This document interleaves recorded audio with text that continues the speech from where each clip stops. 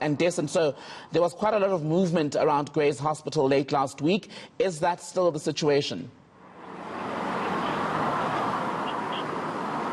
Well, Makila, if you didn't know about this virus and what was going on, you wouldn't be able to tell that this is one of the 4 specialized facilities that will be dealing with the coronavirus in KZN. But one thing I can tell you, Makila, is that government has called for all hands on deck. They've called for public participation and also understanding in dealing with this. And to that end, we have the Red Cross. Siyabonga Hlatshwayo is here with me. And I think I'll just start with this very briefly. When I met you, I mistakenly reached out and wanted to shake your hand because it's so natural to us, and this is the time where we need to be very careful about doing those things, and particularly with using hand sanitizer and that. I understand that something as simple as that is what you are trying to take to communities in the Umgungundlovu district and beyond. How is that working out? Yes, I'm very happy that you have noticed that we shake hands, and I'm also observing you right now that you've just moved for about a meter away from me, which is safety. Yes, what we have done as Red Cross and what we are emphasizing on is that the best way to try and control the situation is to get people informed. So we as Red Cross have a strength of having volunteers in the communities. So these volunteers, what we do is we take them, we capacitate them, we train them, we give them skills. As it is, over the weekend, we have a team from the national office, of which was here in KZN, capacitating a team in Durban, of which we trained 27 volunteers. Now, as it is tomorrow, we are going to be training 25 here in Pietermaritzburg. So what they do is they spread into the communities, and then they start raising awarenesses in the communities. Because we feel that the best way to respond is to get the community informed.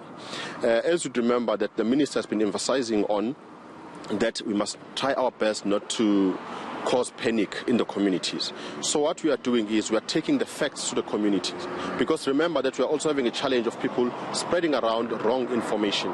So with us going out there spreading the facts, we are also helping the community to be strong enough to respond. How is that being received, Siyabonga, particularly in the more remote areas? Because that's always been a concern, that in the cities it's easier to get access to information, but outside of the cities it's more difficult. What is the reception that you're getting, and are people understanding that there is no need for hysteria? One of the principles of the Red Cross is that we must help the most needy. So our focus is in the remote areas. Our focus is where most people are most needy.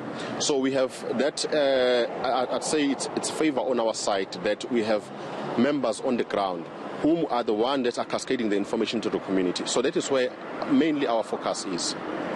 And how are they responding to that? We have been seeing on social media and so on that people are displaying signs of panic. What is it like in these remote areas, and how are people responding? In first encounter, they would react in different ways. They are shocked. But as you engage with them, as you inform them, then they get to understand what is happening. Because remember, everyone at first was rushing to get the mask, the face mask. But because now the information is there that it's not mainly an airborne disease, but infection, but mostly it spreads through the fluids. So now we can see that people are no longer focusing on getting masks. So I think the information is being received very well, but it will take time. It will take time for them to really understand that, okay, this is what is happening. And also remember that there have been cases of death that have been reported.